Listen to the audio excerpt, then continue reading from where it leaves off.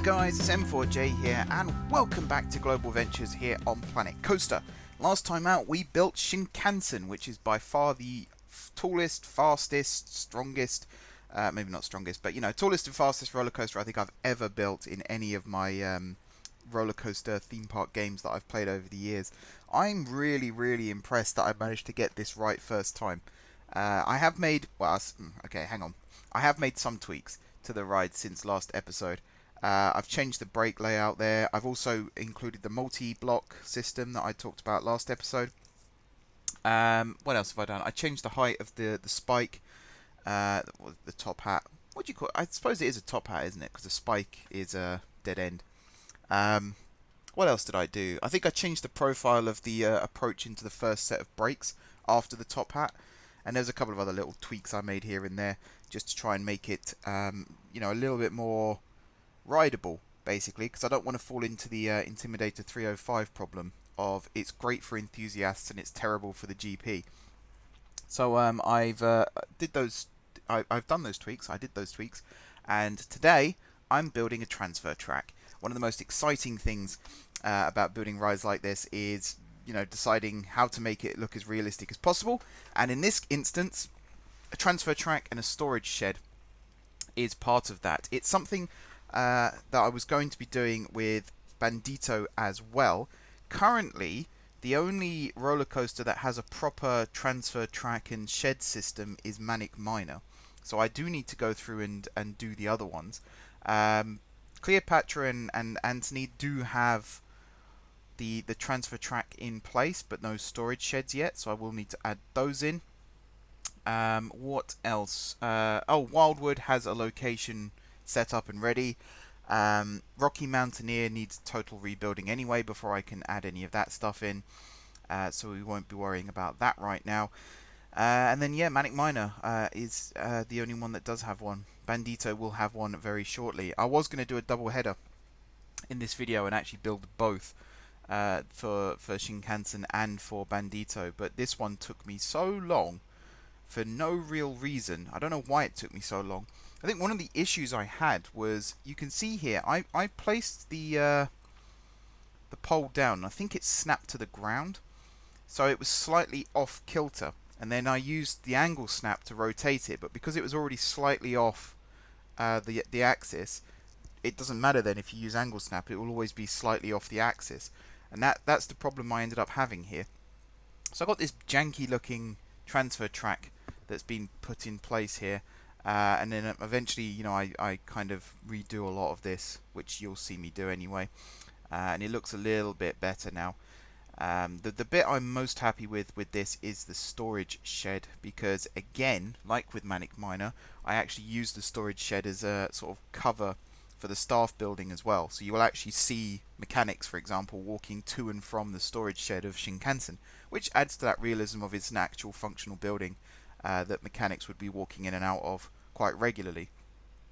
I was considering putting another building directly next to the storage shed and maybe having it as either a little exhibit or, you know, a gift shop or something like that, but I don't think that was necessary in the end. We're right up against the Legend of the Frontier section. The berm is directly to the left of the screen right now. You can see it there in the background, so it kind of felt like, you know, just a storage shed would do. Lightly theme it to the rest of the City of the Future section of the park, and you know, that just about covers all bases. The transfer track here is quite an interesting design, and this goes back to a video I watched from El Toro Ryan. If you haven't watched his Problematic Coasters series, I strongly suggest checking it out, because I've learnt a lot from watching it, and I'm sure you guys will as well. But he talks about block sections a lot when he talks about problematic coasters, and Millennium Force is the example that he used for how not to do it. And I am not a fan of most Cedar Point coasters for the general reason of no theming, no story, no immersion. And you know, the coasters themselves I'm sure are fine, but for me those are the key 3 points: theming, story and immersion, and they go hand in hand. You can't have one without the others, really. And I look at, you know, rides like Nemesis at Alton Towers, and you can really tell that they've put some thought into theming that ride.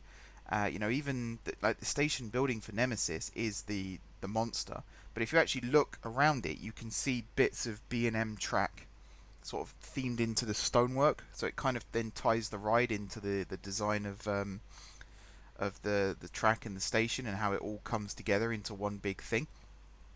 Cedar Point doesn't really have that, especially with Millennium Force. It's just like a ride that goes everywhere. So I've already had like a personal bias against Millennium Force, but then I've heard about the block sections.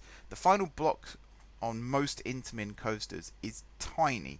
If you actually look at how big the final brake run is, like Colossus at Thorpe Park, for example, I always feel like the train isn't going to stop in time, because the brake section is literally the length of the train, and that's it. So it's very uncomfortable to suddenly come to a screeching halt the way it does. And Millennium Force is pretty much the same. The train doesn't actually stop in that final block, but when the train runs empty, it slows down so much that it might as well stop. So modern Intamin coasters actually build their final brake on an incline, which B&M do as well. And that's something that, again, that I replicated here with Shinkansen. But the problem with that is you then end up with the main track, as it goes into this little transfer section, is actually on an incline still, which perhaps I shouldn't have done. I should have made it flat. But it came up with an interesting design, an interesting problem. The train, you can see, moves through at quite a regular speed. It is a bit janky again. You can see from this angle actually the way it sort of drops down and then levels out again quite suddenly. Some coasters do in fact do that. Wooden coasters, for example, do that. And I think there's a few steel coasters that do it too. But I kind of like it. I do kind of like it. One change I do make is I add an additional block brake at the end of the trim brakes there, just before the switch. The idea being that if the track is switched for whatever reason, the train can still stop. We do then go back to that problem of it's a very short brake run. But I suppose if you include the magnetic trim brakes before the final helix there, it does kind of work out. And I think I do slow down the train a little bit more in that final helix, just so it rises up into the brakes at slightly slower speed. It works out. That's the main thing. It works out. Now I'm starting to build the track for the storage shed, and this is where I seem to just lose my mind, because initially I knew what I was going to do with the design, get my words out. I knew what I was going to do with the design, but then suddenly when I was actually building it, I realized that because of the angle of the track and because of the length of some of the sections here that I've been building, it became really, really difficult to actually line everything up. And I was trying to work out a way of actually getting 2 storage tracks in this small space, because there's 3 trains in total, and I always had it in my mind that 1 would always be stored in the station and 2 would be stored in the storage shed. And if ever maintenance is required, you would still have a storage shed berth for the other train, and then you'd still have the station for the 3rd train. But yeah, for some reason, just building this, I didn't really know what I was doing. I kind of had this idea of having a second switch track, which I do end up building. But I was toying with the idea of making it one continuous storage shed, just have one long line with the ability to store 2 trains. Then I had the idea of having 2 separate tracks like this. Then it was a case of how do you switch between the 2? Do you have a Y switch, or do you have I guess a J switch? I don't know what the other one is. And in the end, I think I went with the Y in the end. I think I went with the Y. Oh no, looking at it actually, I might have gone with the J. Because I think here I'm lining everything up. Then I realized, of course, that originally I was lining it up to that second piece of track there. The piece of track that's just on its own. But then obviously that doesn't work because that track piece switches over into in line with the station. So then I had to try and line it up with the station without impeding on the wheels. In fact, this is me checking the wheels here. Without impeding on the wheels of the trains as they come off the final brake run. It works out. That's the main thing. It does work out, and it works out quite well. The path here did get moved eventually to cover this as well. And again, like if very rarely do you actually see these things out in the open like this. Normally they're sort of behind the station or backstage. So to actually try and build it on top of a pathway like this was quite a challenge. I'd like to think I did alright with it in the end. I don't know whether you guys agree or not, but there we go. This is the other issue that I had as well, was I think I turned this into a three-way switch in the end. It might be a two-way switch. I think it might have been a two-way switch actually. But yeah, it's kind of, it's a switch that then leads into another switch, which then could potentially lead into a further switch. And this is where I got really confused, because trying to line it all up with the station track was where I kept forgetting to do that. I kept lining it up to the piece of track that's on its own, whereas that's not what you're supposed to do. So it was a frustrating process to build, and I kept having to undo and redo. And I was constantly changing the track here as well to try and make it all line up. I don't even know. I should have checked. I don't think the track there is actually long enough to support a train. I think it's the train is too, well, yeah, the train would be too long. Again, I can't get my words out for some reason. So that's something else that I might have to go and address. That's an, you know, simple extend the track, extend the building. That's no biggie. You can see how quickly these trains cycle through as well. I think one ride time is about 90 seconds from start to finish, and I believe that includes hitching onto the launch track in the first place. I really do like this ride. It's the whole Shinkansen idea to build a launch coaster in the Japanese section. It's something that I had from the original plans for Somerset Hills, and the fact that I've now built it. Originally, I just built it as a way to cover up the berm into Legend of the Frontier, but it's fast become a mainstay of the park, and I'm very, very happy with it. I think it's you know, it's changed the skyline quite considerably, like I said last time out, but in a good way. I think it's a good addition to the park. I really do like it, and see how fast the capacity cycles through. It does something that not many Intamin coasters do, which it actually has a half decent throughput, which you can't always say about Intamin. I think this is me building the second switch track here, and again you can see I kind of line it up and I think, oh, that looks good, and then I realise that I haven't built the straight section yet that will connect up, and you'll see me change it again in just a second. It was a really frustrating process. I very nearly scrapped this video. Some of you are probably wishing I had scrapped this video. The reason I wanted to keep it though is because I feel like I've learned a lot still from this process, and it's something that I'll be carrying forward to the rest of the park still. So when I rebuild Rocky Mountaineer in a few episodes time, that all the lessons I've learned here will be taken on, and when I go forward and finish off Around the World in 80 Days, that will all be taken into account as well. So boat storage will be included. I'm kind of coming to a conclusion now about how that ride needs to be themed. I actually saw a video the other day of a dark ride to do with the Invisible Man, I think it was, and from that, sort of learning the layout of a dark ride again and how each room ties together. And I suppose with Around the World, it's not really a dark ride in the sense that I'm not going to be messing around with the lighting. It's pretty much going to stay as is, but just having that sort of extra creative spark will help a lot when it comes to that process. So I'm still glad I took the break. And I'm definitely not giving up on that project. I will be returning and finishing off that project properly. This is the second switch track here now, being built right next to the first.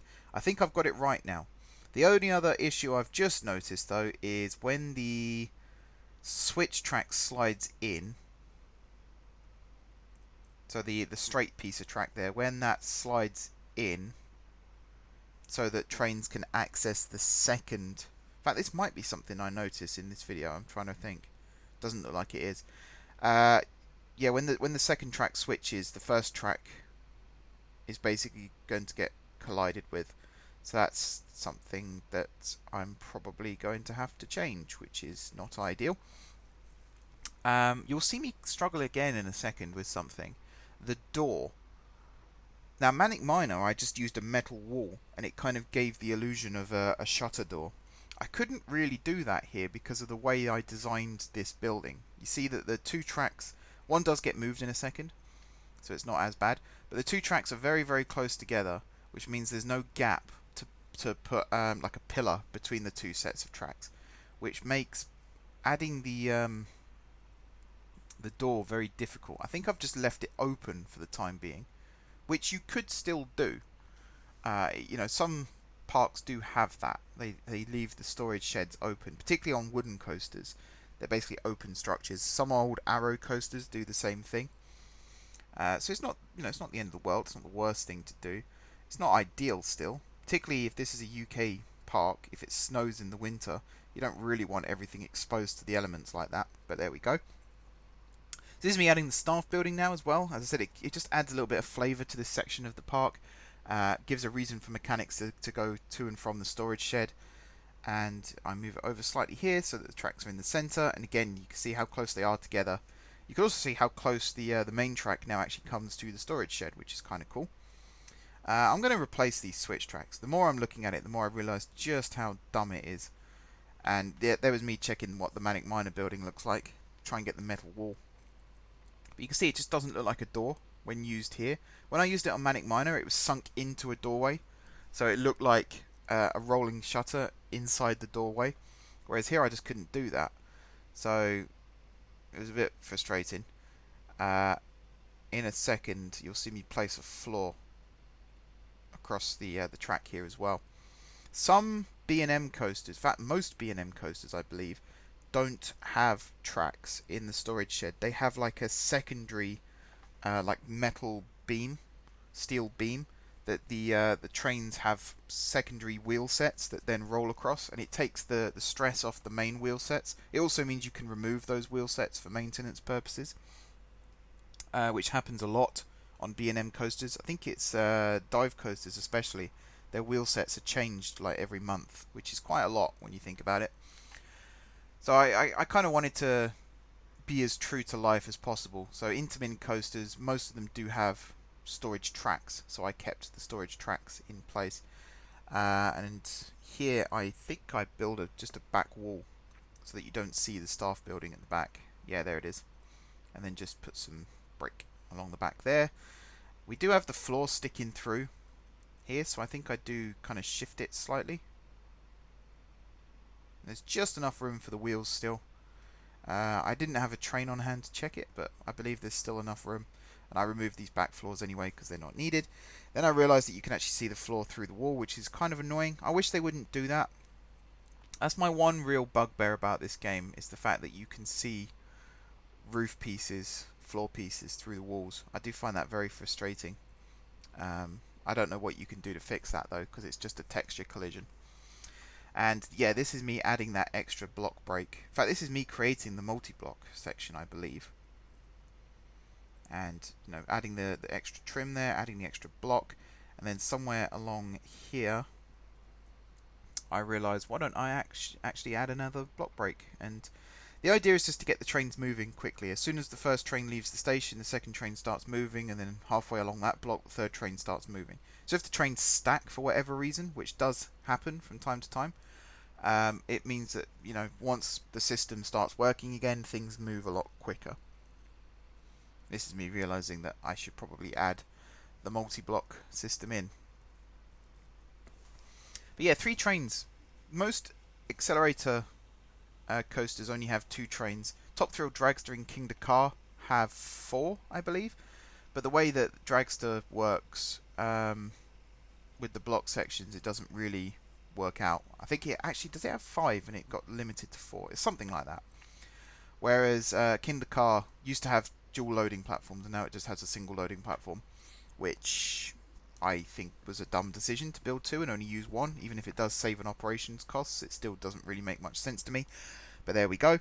That's Six Flags for you.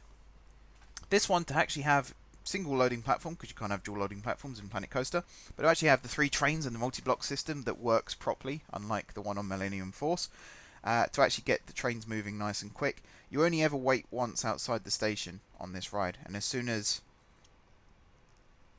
I mean technically you're waiting here right now, but this is when I add the multi-block system in. In fact, you can see me doing it now. There we go. So it's drive tyres, brake, drive tyres, done. Now you'll see a weird glitch in a second with one train phasing in front of inside the other. I don't really know why it does that. I'd figure it would still know that the blocks, like once it only does it when I first test the ride. After a cycle it fixes itself. So I'm not sure why it does that. It's a bit weird. This is the trains moving forward. I adjust the speed here as well, just so that you don't get that little stop halfway. I think it's because the entry speed of the station is only 4 miles an hour, whereas the speed on the brakes is 5. Anyway, that does it for this video, guys. Thank you very much for watching. Don't forget to hit the like button if you enjoyed the video, and of course if you're enjoying the series, drop some comments down below, that is future episodes. If you haven't already subscribed to the channel, be sure to hit the subscribe button. If you have already subscribed to the channel, thank you guys for your continued support, and until next time, I will see you soon.